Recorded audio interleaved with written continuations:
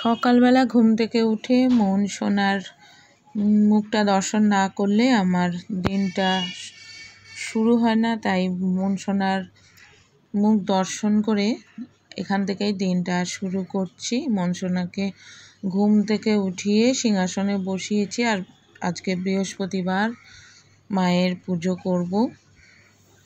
দর্শন করিয়ে দিলাম। সব প্রথম কাজ আমার এটাই। হে বন্ধুরা, শুভ সকাল। সকালের শুভেচ্ছা সকলকে জানাই। আমি নমিতা সিম্পল লাইফস্টাইলে আপনাদের স্বাগত। আশা করি সকলে ভালো আছেন, আমিও ভালো আছি। আজ সকালটা এখান থেকেই শুরু করলাম। প্রথম ঘুম থেকে উঠেই গাছের কাছে চলে গেছি, গাছের ফুল টুল পেরে নিয়ে এসেছি। আজকে বৃহস্পতিবার, পুজো করতে হবে, তাই জন্যে। আর কিছু আনুষঙ্গিক কাজ ছিল, সেই কাজগুলো সারলাম। ঘরে কাজ সারলাম। গপু সোনাকে ওঠানো হয়েছে, এখনও স্নান হয়নি। ওকে স্নান টান করবো, সেবা দেব। আর এই তো কাজের উপরে কাজ, কাজের পরে কাজ, এই তো চলছে। তাহলে বন্ধুরা একটু টিফিন করে নেব। এখন বসার টাইম নেই, তাই একটু টিফিন করতে করতে আপনাদের সঙ্গে কথা বলবো। দই মুড়ি নিয়ে নিয়েছি, একটু দই মুড়ি খাবো। যা গরম, কোনো কিছুই খেতে ভালো লাগছে না। কবে যে এই গরমটা কমবে তারপরে সব কথা। তো বাজারে গেলাম, এত ভিড় বাজারে। একটু মাছ নেব বলে, মাছটা সেইভাবে খাওয়া হচ্ছে না আমাদের। কেন, আমার হাজব্যান্ড চলে যাওয়ার পরে বাজারের দায়িত্ব আমার উপরে যেহেতু পড়েছে, সেই জন্যে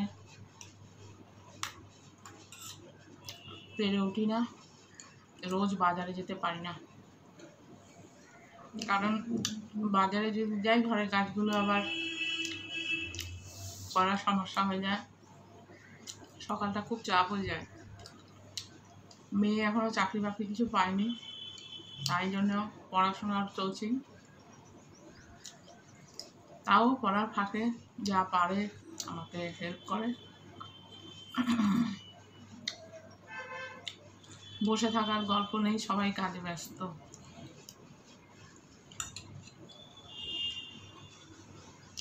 কি করবো, মনটাও সাথ দেয় না, মন খারাপ করে। আমার হাজব্যান্ড খুব সাপোর্টিভ ছিল, কোনোদিন আমাকে সেভাবে কোনোদিন টেনশন দেয়নি। যা বলতাম চেষ্টা করতো সব কিছু শোনা। আর মেয়ের পড়া সূত্রে ওই ক্লাস 5 পর্যন্ত হাজব্যান্ডের সঙ্গে চলাফেরা করেছি। ওনার ট্রান্সফারেবল জব ছিল, তো সেই জন্যে মেয়ের পড়ার অসুবিধে হবে, ভর্তির সমস্যা, এসব নানা রকম আছে। তার জন্যে এক জায়গায় থাকতে হয়েছে। আমি শ্রীরামপুর থেকে গেছি, মেয়ে নিয়ে, আর হাজব্যান্ড ঘুরে ঘুরে চাকরি।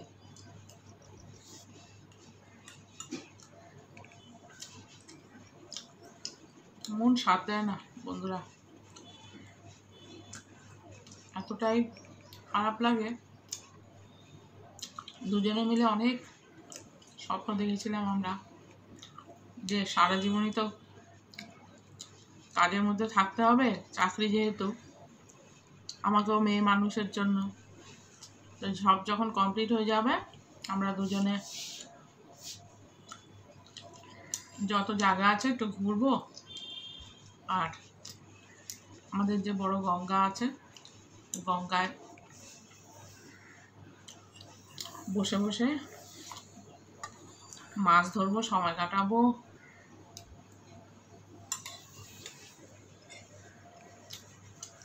সব গল্প তো আর বলা যায় না, অল্প অল্প করে বলবো। আর স্মৃতি লোপ পেয়ে যাচ্ছে, সব কিছু একসাথে বলতেও পারি না। মনটা এতভাবে ভেঙে গেছে, সেই যে দাপট একটা, সেই দাপটটা হারিয়ে ফেলেছি। আগে ভাবতাম যে আমি একাই 100, সব একা করে নিতে পারি, মনের একটা আলাদাই সাহস ছিল, চাপ ছিল না তো মাথায় কোনো। রান্না করেছি, মেয়েকে পড়তে নিয়ে গেছি, মেয়ের পড়া সংক্রান্ত সব কিছু দেখাশোনা করেছি,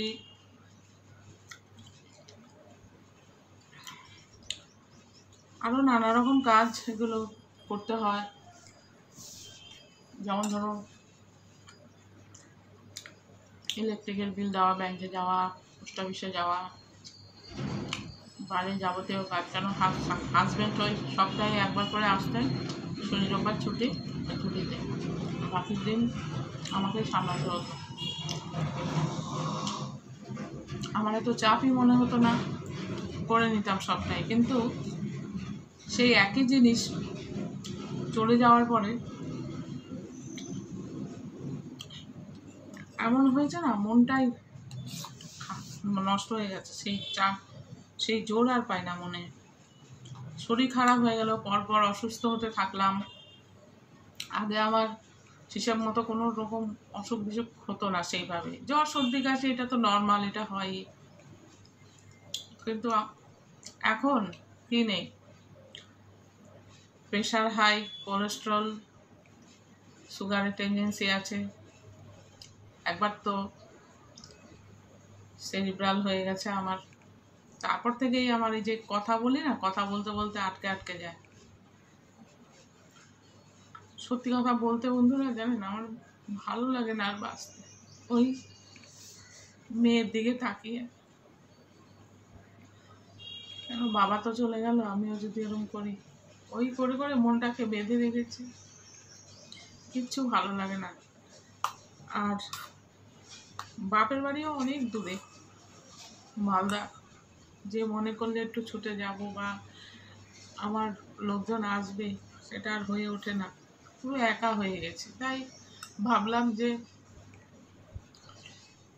এই একাকিত্বটা মেটানোর জন্যে, তারপরে ধরুন সময় একটা ব্যাপার, আমি ভাবলাম যে তাহলে ইউটিউব করি, বন্ধু বান্ধবদের সঙ্গে আড্ডা মারবো, কথা বলবো, এই ভেবেই ইউটিউবে আসা।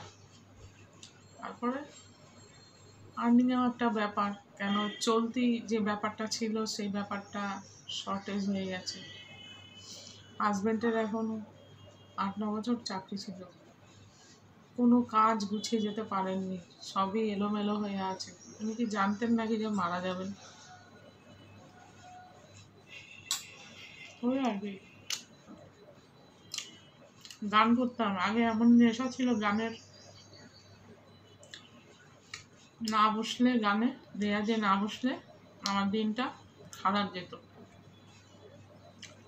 আগে রেয়াজ করব, তারপরে কাজ। শীতকালে সবাই পড়ে পড়ে ঘুমোচ্ছে, আমি ভোর 4টের সময় উঠে রেয়াজ করতাম।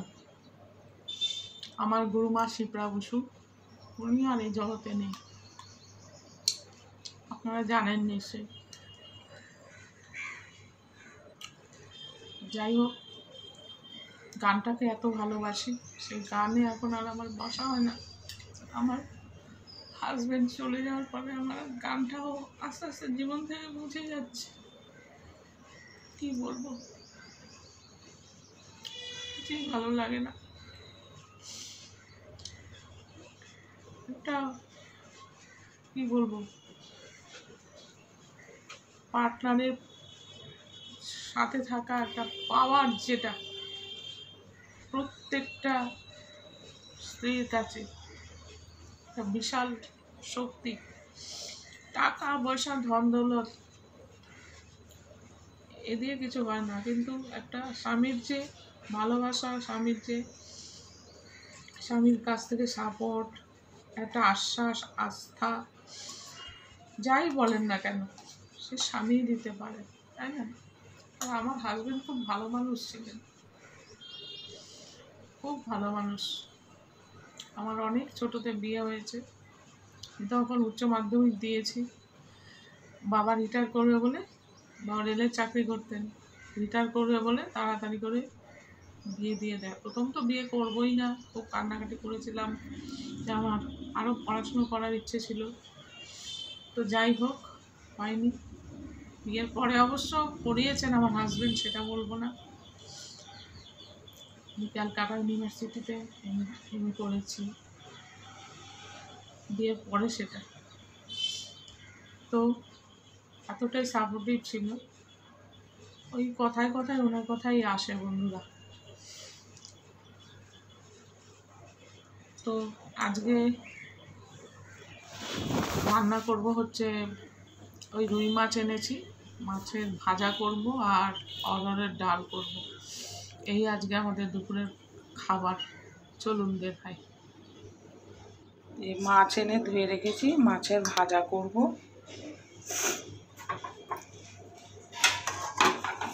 আর এই অরহরের ডাল, এই যে অরহর আর বিউলি মিশিয়ে রান্না করব, ভালো লাগে খেতে। আর চাল ভিজিয়ে রেখেছি, ভাত করব। তাহলে ঝটপট রান্না করে নিই। কাঁচা লঙ্কা ফুরিয়ে গেছিলো, কাঁচা লঙ্কা আর রসুন এনেছি। এই বাজার করেছি আজকে রোদে, আর পারছিলাম না। তাহলে বন্ধুরা ভালো থাকবেন, সুস্থ থাকবেন। আজ ভিডিওটা এখানেই এন্ড করছি। এখন রান্নাঘরে যাব, রান্না করতে হবে। আবার পরের ভিডিওতে আপনাদের সঙ্গে দেখা হবে বন্ধুরা। ভালো থাকবেন সকলে, সবাই সাপোর্ট করবেন আমাকে। আর বন্ধুদের ছাড়া তো এগোনো যায় না, বন্ধুদের সাথে চাই, পাশে যাই। আর যারা নতুন আছেন আমার চ্যানেলে, এখনও সাবস্ক্রাইব করেননি, অবশ্যই সাবস্ক্রাইব করে সাথে থাকবেন। লাইক, কমেন্ট, শেয়ার করবেন। ভালো থাকবেন সকলে, টাটা।